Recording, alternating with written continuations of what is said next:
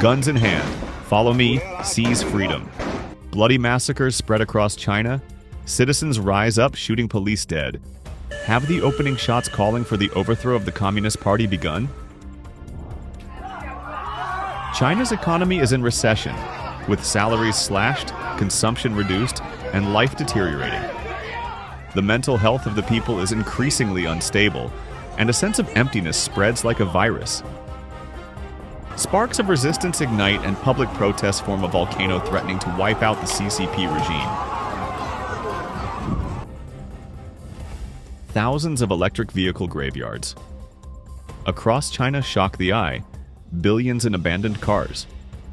Chinese automakers collapse, consumers bear the consequences. A series of senior CCP generals have been investigated, disappeared, or died by self-inflicted death. Zhongnanhai has fallen into a state of chaos. Shanghai reenacts. Zero COVID measures. Truck driver sealed inside vehicle. Welcome back to New Century. Where truth is honored, integrity guides our reporting. Guns in hand, follow me. Seize freedom. Bloody massacres spread across China. Citizens rise up, shooting police dead. Have the opening shots calling for the overthrow of the Communist Party begun? On the evening of May 18th, a suspected shooting occurred at an outdoor barbecue stall in Xiaoku District, Wuhan, Hubei. Gruesome videos spread widely online, showing people shot. Some ex-users claimed 2 police officers were shot in the head. Mainland Chinese social media appeared to heavily censor comments, while the official report described it as an intentional injury case, resulting in 1 death and 2 injuries, with the suspect apprehended. Hong Kong's Singtao Daily reported that multiple videos surfaced online on the evening of May 18th, indicating that a shooting took place at a barbecue stall in the Aigo community, Chongren Street, Xiaoku District, Wuhan, around 10 p.m. Someone fired at outdoor diners. Netizens claimed the gunman fired at least 4 shots, causing 2 deaths, and fled after the attack. According to chat logs circulating online, someone said they were eating at a barbecue stall on Chongren Road when, at a nearby Xinjiang barbecue stall, someone with a gun came and shot 2 people dead, scaring us into running blindly. Videos from the chat logs also showed bloodstains at the scene, with someone covering the face of a person sitting in a chair, seemingly unconscious. Taiwan's Liberty Times reported that the incident briefly topped China's Weibo trending list at positions 1 and 2, highlighting its severity, but the trending topics were quickly removed, and related videos and photos were completely blocked. Authorities seemed intent on concealing that this was a gun-related case. The Xiaoku District Public Security Bureau statement made no mention of the word gun, describing it only as an intentional injury case caused by a dispute at a restaurant. However, the Chinese Communist Party's police statement differed from information circulating online. Ex-user Black Material Society official claimed the victims were 2 police officers, stating, "At 9:29 p.m. on May 18, 2025, a shooting occurred at a restaurant stall in Xiaoku District, Wuhan. 2 police officers were shot in the head while dining just 50 meters from the police station. And 2 officers died, shot in the head." Commentator Su Xiaohei revealed on his program that sources from China indicated the incident was deliberately carried out by military personnel, who used a rifle and a handgun, firing 3 shots in total. The scene was quickly brought under control. He noted that in China, gun control is extremely strict, with firearms unavailable on the market and only accessible to military or police. The choice of Wuhan for this attack was to create a historical narrative, portraying it as the first shot fired by Wuhan residents to overthrow Xi Jinping and the Chinese Communist Party. Su Xiaohei also mentioned that the Communist Party fears civilians possessing guns. As history saw, the first shot to overthrow the Qing dynasty fired in Wuchang. Once the shots rang out in Wuchang, the Qing court announced its abdication. The Communist Party fears this history repeating itself. He argued that in a strong nation, gunshots are insignificant. Gunshots occur daily in the U.S., yet its government doesn't collapse. For decades, the Communist Party has proclaimed that political power grows out of the barrel of a gun, and thus, after seizing power, It strictly banned civilians from owning private firearms, even requiring real-name registration for buying kitchen knives. The party fears scenarios like those in the movie Let the Bullets Fly, where, with a gun in hand, follow me, kill Silang, and seize the fort, could play out in reality. This shows the party's awareness that the public deeply resents its dictatorial rule. As long as someone raises their arm and shouts, "Overthrow the Communist Party," more and more people would respond. As we reported earlier, on April 22nd, a gunfight broke out on Quanjingyang Road, Linhai City, Taizhou, Zhejiang Province. At least 5 or 6 ambulances rushed to the scene. Videos showed at least 2 police officers lying on the ground with large patches of red liquid around them. In a screenshot of a chat, someone described the scene. "So terrifying, right at my shop's doorstep, very close. More than 10 or 20 shots fired, 3 or 4 police officers down, 2 or 3 passersby down, and the suspect hasn't been caught yet." Some heard that 6 shots were fired at the scene, with several police officers hit. Rumors suggest a gang hijacked a taxi and resisted arrest, with 2 suspects killed and the remaining one either on the run or apprehended. The suspects' identities are unclear, with some saying they came from Phnom Penh, Cambodia, or northern Myanmar. However, Phnom Penh and northern Myanmar are over 2,000 kilometers from Linhai, spanning multiple provinces, making escape to Linhai highly difficult. Linhai is neither a border port nor a remote mountainous area, so the motive for these individuals to travel such a distance to Linhai is puzzling. Some analyses suggest it could be locals seeking revenge or staging a rebellion. The police have completely blocked information and made no response, further fueling public panic. On X, someone lamented, "No news about this can be found domestically." Others wondered where the guns came from under such strict regulations. Many cheered, saying that targeting the police meant, "This time they hit the right people." Some accounts even stated, "It seems the uprising isn't far off." Amid China's economic downturn, soaring unemployment, widespread hardship, rising public grievances, and growing desire for change, calls in secret organizations to overthrow the Communist Party have emerged among civilians and the military. At a time when the party's rule faces a major crisis, any shooting incident is seen as a challenge and threat to its ruling position. Observers believe that both China's lower-class citizens and its middle class have been pushed to the brink by the CCP with no path forward.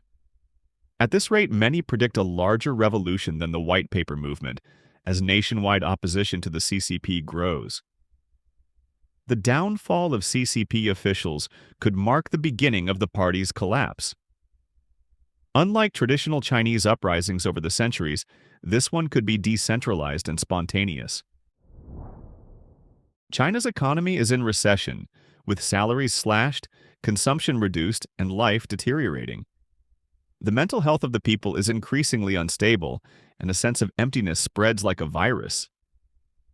As China's economy becomes increasingly bleak, from salary cuts to consumption downgrading, all aspects of Chinese social life are comprehensively deteriorating.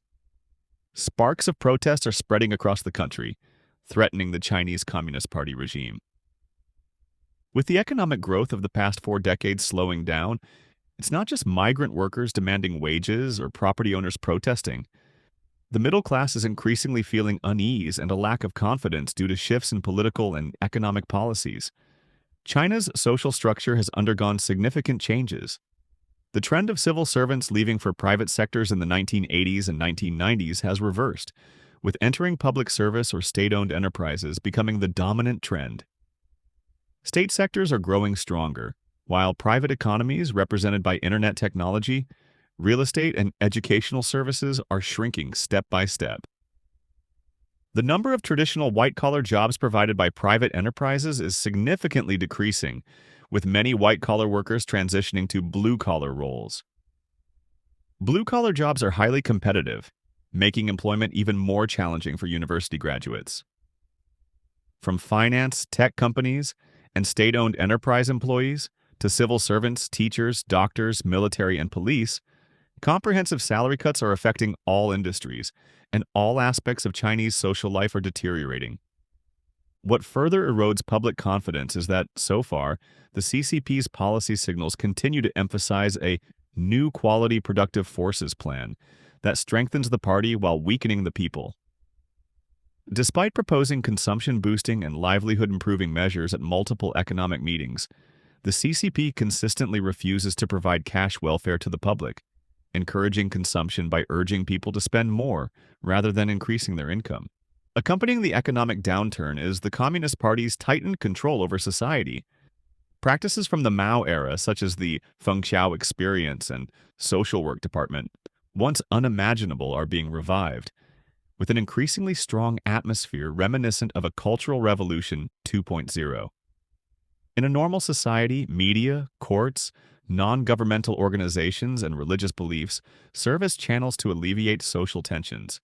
Under communist rule, these either do not exist or have been transformed into tools for maintaining stability, leaving no one able to dispel the pervasive pessimism and despair. Between 2018 and 2023, internet searches related to mental health on China's Baidu search engine grew by an average of 35% annually. In 2023, searches for solutions to anxiety, depression, and stress on the Chinese video platform Bilibili surged by 224%. Since 2024 alone, mainland China has also seen multiple random killing incidents targeting not only Chinese citizens but also Americans and Japanese. Perpetrators are becoming younger, and random massacres and acts of social revenge are becoming more common. According to the 2023 to 2024 Mental Health and Industry Insights report, the top 3 psychological issues people want to address are anxiety, sense of meaninglessness, and depression. The emergence of sense of meaninglessness in the top 3 for the first time reflects the current loss of life goals and values among Chinese people. Former mainland Chinese media worker Wei Zhen, pseudonym, told the Epoch Times, "I have a friend who worked hard to become a civil servant, managing the petitions office in a court. His job is to report all petitioners to the police before the 2 sessions, so the police can restrict their movements.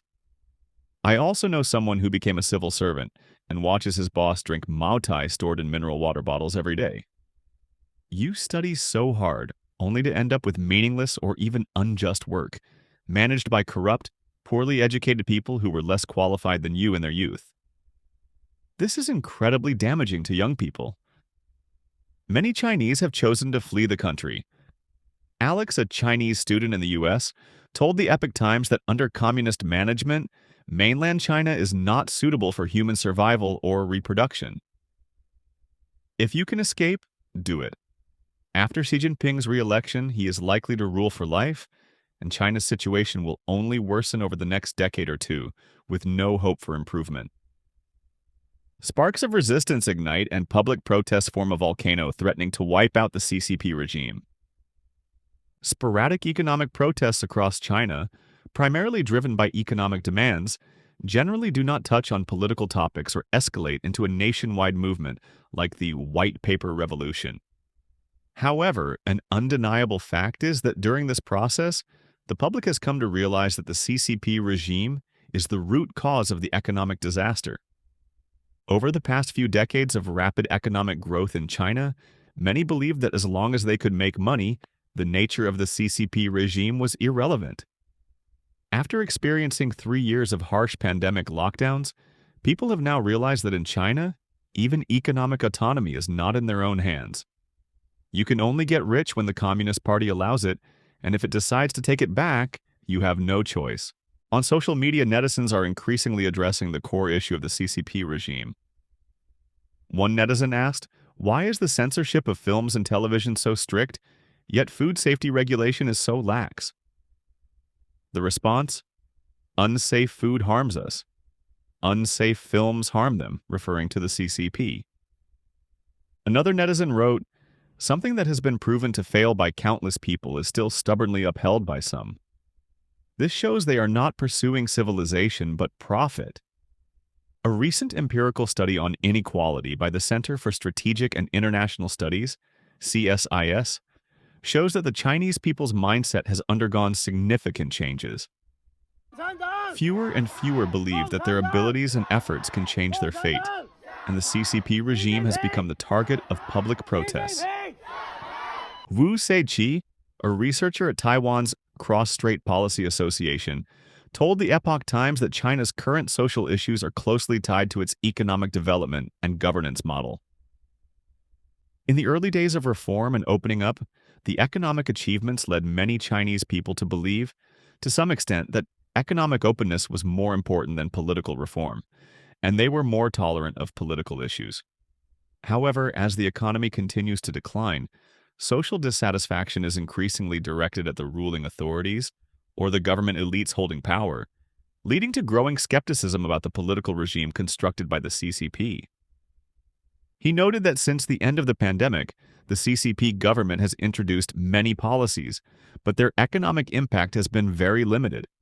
If the CCP opts for intensified suppression with increasingly harsh measures, it could lead to a vicious cycle, likely making its future regime even more uncertain.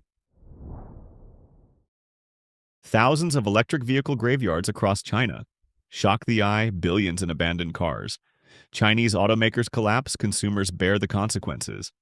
Let's first take a look at a video uploaded by a netizen to see what the electric vehicle graveyards appearing across China are like.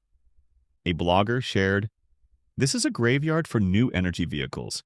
These are Rowei EI5 travel cars from the second half of 2019 with a range of 420 kilometers. The price now is unbelievably low, just over 30,000 RMB, approximately 4,166 US dollars per car. Such large cars, over 200 brand new ones here, with all paperwork complete. Pick whichever you want, like choosing cabbage at the market. What you're buying isn't a car but a scrap metal storage voucher." China is now seeing tens of thousands of electric vehicle graveyards, and these abandoned new cars are triggering a terrifying chain reaction. The collapse of manufacturers has left these cars without server support, rendering features like Windows inoperable and batteries incompatible with third-party replacements, with repair costs often exceeding the car's value. So why is there such a large-scale collapse of car companies in China?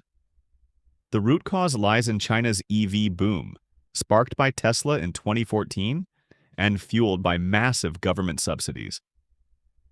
Between 2014 and 2019, over 60 new EV companies emerged, alongside 400 registered firms that never produced vehicles. Now, only 8 remain, with some on the brink of collapse due to wage debts and losses. Local governments chasing GDP growth offered funding, land, and tax breaks, leading to overcapacity and a flood of unsold vehicles. Consumers now bear the cost of this industry's unsustainable frenzy.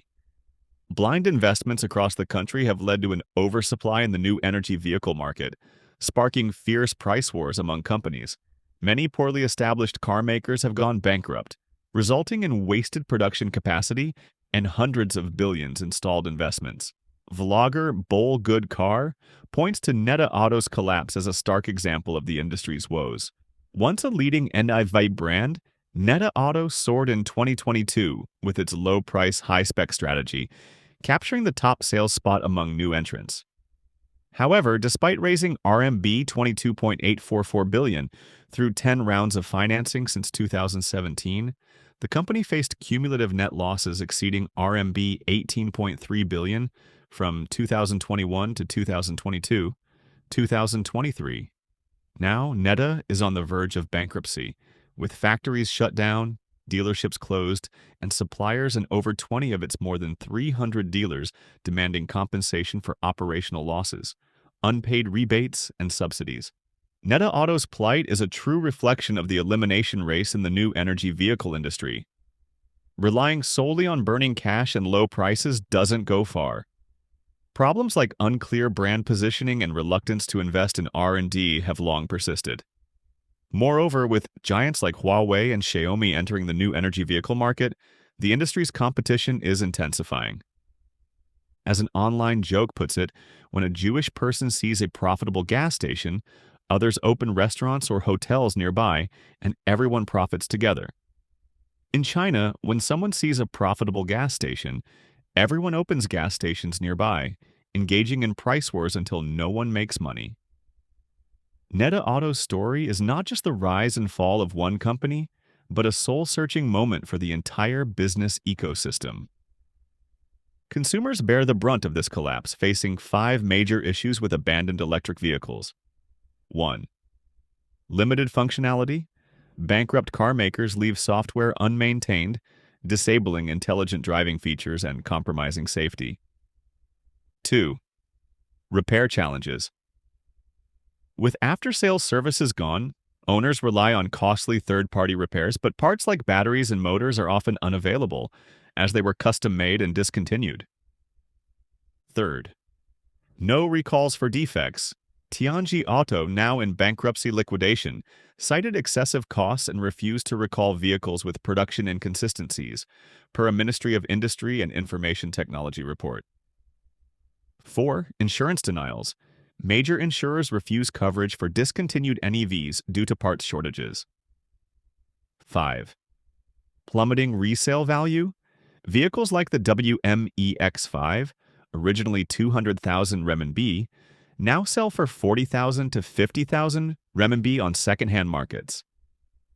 Globally, China's low-price EV exports have disrupted markets, squeezing European brands like Volkswagen and Stellantis, leading to 50,000 layoffs in 2024.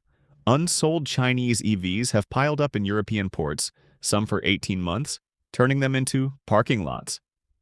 In June 2024, the EU imposed up to 38.1% tariffs, slashing Chinese EV registrations by nearly half by August, with market share dropping to 7.5% to 8.5%. Taiwan University economist Fan Chiacheng warns that despite rising sales, worsening profit margins due to overcapacity, coupled with trade tensions from China's lose-lose dumping strategy, risk a vicious cycle that could deepen China's economic struggles. A series of senior CCP generals have been investigated, disappeared, or died by self-inflicted death. Zhongnanhai has fallen into a state of chaos. Since the second half of last year, chaos has erupted among the top ranks of the Chinese Communist Party military, with rumors swirling about senior generals being investigated, disappearing, or dying by self-inflicted death. Many who get into trouble vanish without a trace, as if they have evaporated from existence. Examples include former defense ministers Li Shangfu and Wei Fenghe. Recently, sources from within the CCP system revealed that Zhongnanhai is now in a state of panic and disarray. According to a recent tally by the Epoch Times, since CCP leader Xi Jinping came to power, among the 79 generals he personally promoted, at least 10 have been publicly reported as sacked or dismissed, and no fewer than 12 are rumored to be under investigation. Many of these individuals have disappeared after their troubles surfaced, as if they have vanished into thin air. Since the CCP's 2 sessions this year, Vice Chairman of the Central Military Commission, He Weidong, has been absent from several important meetings and has not appeared in public. Rumors are rife that He Weidong is under investigation. On May 19th, independent commentator Kai Shenkun, citing sources from Beijing, stated that He Hongjun, the deputy director of the Political Work Department of the Central Military Commission, attempted self-inflicted death while in custody but succumbed to his injuries. Due to the CCP's opaque operations, these reports cannot be verified, and He Hongjun's cause of death has sparked speculation. In July last year, He Hongjun was exceptionally promoted to general by the CCP leader and appointed as the deputy director of the Political Work Department. In late April this year, reports emerged that he was taken away for investigation. He Hongjun is said to have close ties with Miao Hua, the director of the Political Work Department of the Central Military Commission, who has already been sacked. Both are considered Xi's confidants. Huan Hongbing, a Chinese legal scholar based in Australia, stated that after Miao Hua's arrest, his 3 secretaries implicated over 1,000 military officers above the rank of colonel, with He Hongjun among the first to be named. The CCP military is currently gripped by widespread unease. Yuan Hongbing further explained, after Miao Hua was formally announced to be under investigation and arrested, the first group of officials he implicated included He Hongjun, who was among those purging him. This phenomenon is a recurring oddity within the CCP system. When one person or faction gets into trouble, they not only implicate members of their own group, but also those from other factions purging them. This has turned the military's massive purge into utter chaos. On Tuesday, the Financial Times cited multiple informed sources, stating that CCP Defense Minister Dong Jun would not attend an upcoming meeting for unspecified reasons. The news triggered widespread public speculation. Tang Jingyuan, host of the Jingyuan Talks program, commented, "Dong Jun's absence must be due to a very specific political reason. As a highly representative figure of Xi's faction, although he holds no real power, removing him would carry significant symbolic weight and send a strong signal that Xi Jinping is losing power." The Shangri-La dialogue is scheduled to take place from May 30th to June 1st. Sources indicate that Beijing might reconsider and allow Dong Jun to attend, though the likelihood is low. It is reported that U.S. Defense Secretary Pete Hegseth is expected to deliver a speech at the forum, and the U.S. has not yet received formal notification of Dong Jun's non-attendance. Shanghai reenacts zero COVID measures. Truck driver sealed inside vehicle. Mainland China is facing another surge in COVID-19 cases. A truck driver in Shanghai reported that, due to epidemic control measures, he was sealed inside his truck's cabin with a paper seal. Netizens exclaimed, "Zero COVID is back!" A video on a Chinese social media platform showed a large truck transporting construction materials parked at a construction site. The driver's cabin door was affixed with a white seal bearing the words, "Strictly forbidden to exit" in large characters, with the date, May 21st, 2025, written below. The video appears to have been filmed by the driver from inside the cabin. He revealed that the incident occurred at a construction site in Shanghai's Pudong district, where his truck was sealed, preventing him from exiting. He questioned whether this action was legal. In response to netizens' inquiries, the driver clarified that the seal was not for safety reasons, but was imposed due to epidemic prevention and control measures. Netizens widely speculated whether the Chinese Communist Party would reinstate its zero COVID policies. One commented, "Suffering again. Enduring hardship twice. If we don't wake up and save ourselves this time, it's over." Another wrote, "If the Chinese people, the human livestock, and the exploited masses don't wake up, the CCP will toy with them until they're finished." In January 2023, the CCP ended its 3-year-long draconian zero COVID policy, proclaiming victory over the epidemic. However, the outbreak in China has continued to ebb and flow, never fully subsiding. Recently, CCP officials publicly acknowledged the resurgence of the epidemic, with experts stating that a peak is imminent. Zhongnanhai reiterated the official 2020 outbreak narrative of preventable and controllable, triggering panic among netizens. That's all from New Century for now. Thank you for watching. If you appreciate responsible journalism, subscribe, comment, and help us keep truth in focus. Stay well and stay informed.